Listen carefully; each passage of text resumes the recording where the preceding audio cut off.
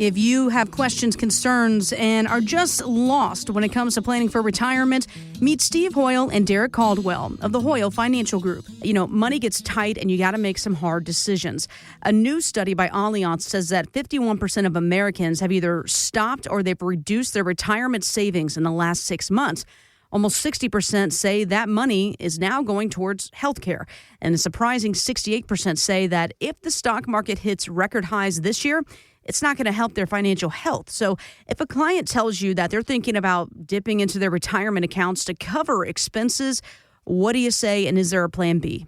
Jess, you've got to have an income strategy. You've got to have an emergency fund. That emergency fund, if you don't have it for health care, if your heating and air goes out, if your garage door breaks, if something happens to your family. During COVID, so many people wiped out their plan because they didn't have that emergency money for health care. Jess, it all starts with a plan. And if you leave one part out, you're going to be totally wiped out. I haven't told many people this or the listeners, but 3 weeks ago, I had knee replacement in Chicago. And I did it there because they don't cut the ligaments, the tendons, or the muscle. They only do it as outpatient. And I think being an outpatient is so much safer than in the hospital, and they do a small incision. And what I really found is I did so much research having a knee replacement, and I'm doing amazing. I'm going to do the other one next month. But what I'm going to tell you is just, I had it done in January. So in December, they said, oh my gosh, you don't have any copay, don't worry about it. I'm like, well, wait a minute. January 1, my $3,000 out of pocket comes due. And they said, oh, okay, no worries. It'll be fine. Jess, 2 days before the surgery, they call me and say, listen, you need to pay the $3,000 out of pocket, plus you could have to pay up to $6,000 out of pocket because we don't know what plan till later in the month that you elected when your insurance renewed January 1. I'm like, excuse me? So, Jess, that's a perfect example, an elective surgery, but all of a sudden, you've got to come up with all this cash. And I think people don't think about that. So that emergency plan is so important, Jess. We had a client come see us last year that had $2.8 million in retirement monies, but they had $150,000 in credit card debt. Do you know how much the interest was on that? Now, I know Trump's going to fix that for everybody. Yes, yes, yes. But I'm telling you something, Jess. Do something. Let's come up with a strategy over 6 months to get that wiped out. So, listeners, if you have credit card debt out there, if you're in that red zone within 5 years of retiring or within 5 years after retiring, that's the red zone. Credit card debt can wipe out that plan that you've always dreamed of. So you really need to give us a call. But, having that emergency fund, if you don't have one, Derek in our office is really great with sitting down with people and figuring out really small ways to make a huge pivotal difference to have a great emergency fund. But Jess, it's everything these days. It's interesting when you think about a knee replacement. All of a sudden, it was $375 for this ice and compression machine that I needed to buy in Chicago. Then out of pocket, the prescriptions, since you were starting the year over, was another $700. And then, the travel and the hotel and then all these other things. People don't think about those out-of-pocket expenses, Jess, but they really add up. So when you're thinking about health care, think about that emergency fund and how you're going to use it correctly. And creating this emergency fund, let's talk about that, because I know a lot of people, especially, again, things are getting more expensive. You got to tighten the belt on a couple things, and you might be thinking, listen, I'm just trying to put groceries on the table, or I'm just trying to keep up with the car payment, or what have you. And yes, a lot of people are going into debt to stay above water these days. So creating an emergency fund, unfortunately, can kind of be put on the back burner because there's nothing left. Well, Jess, I've really encouraged people to do a couple things. One of them is your banks are always reaching out to saying, if the debit transaction is 55 cents, would you like the other 45 cents to go to a savings account?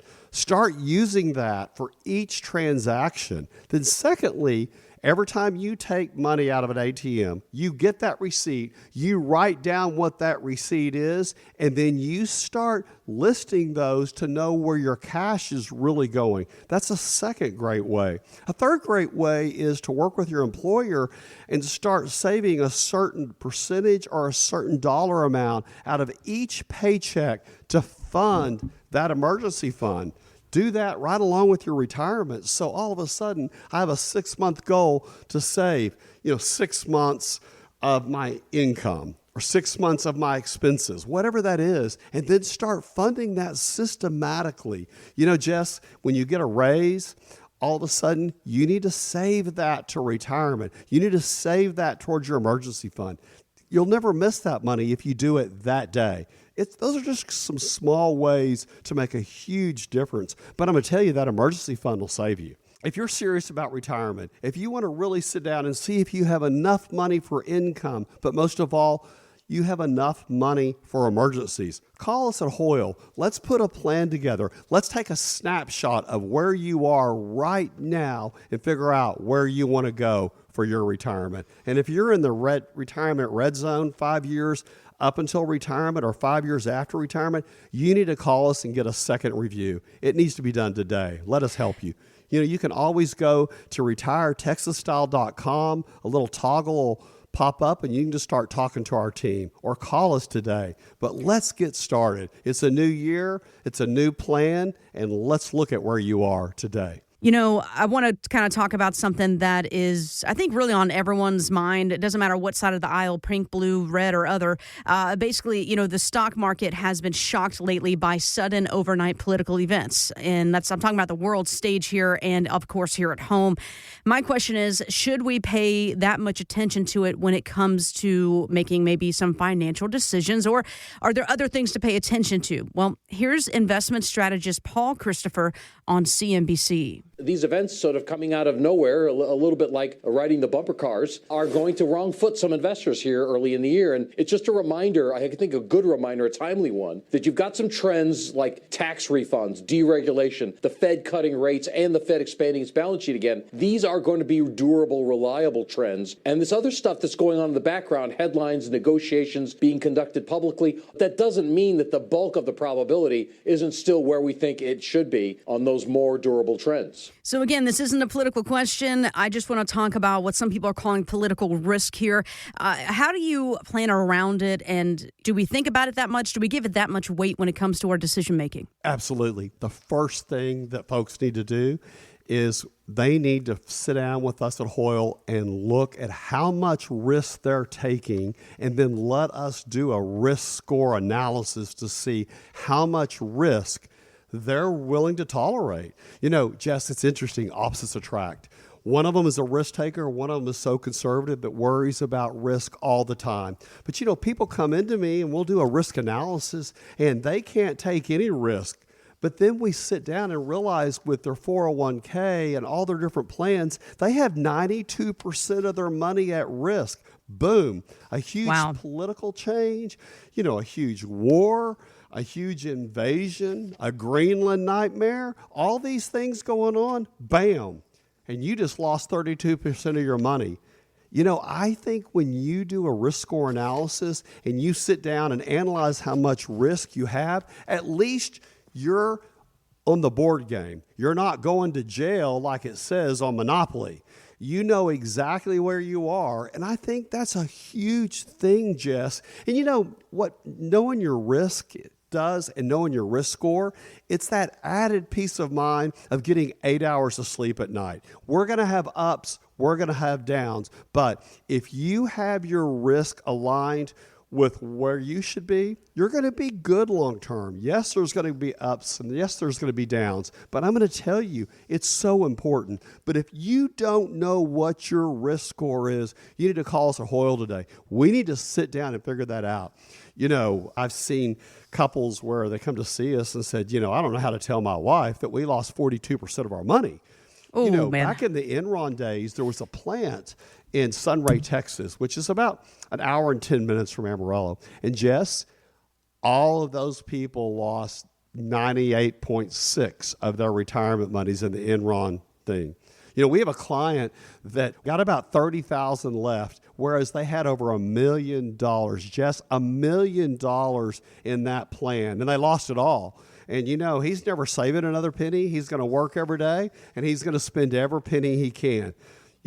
And you kind of get where he's coming from. But being diversified and knowing what risk you can take and knowing market risk. You see people in the oil field all the time that have 80% of their retirement monies in their company plan. So not only do they get their paycheck from that company, but their whole retirement is at risk too. We have to figure out how to diversify that. And if you're 55 and a half, you can take control of your money, your retirement monies. So for most people, it really is. So if you're 55 and a half or you have older 401ks, IRAs, let's sit down and look at those and see if they're really working as hard as you need them to. But most of all, look at the risk score and make sure you're not going to lose that money when you get right up on retirement. That's what it's about, Jess. Steve, again, you've been doing this for over 3 decades. You're obviously passionate about what you do. You've been through all the different political climates, different presidents, different rules, regulations, and there's a reason why you're so successful. I want to talk a little bit more about you and your team, your process, and what makes you stand out from other individuals in this business. Well, Jess, I think one is we've been doing this so long. People come into me and say, I was talking to this guy down the street, your competitor, but this is his second year.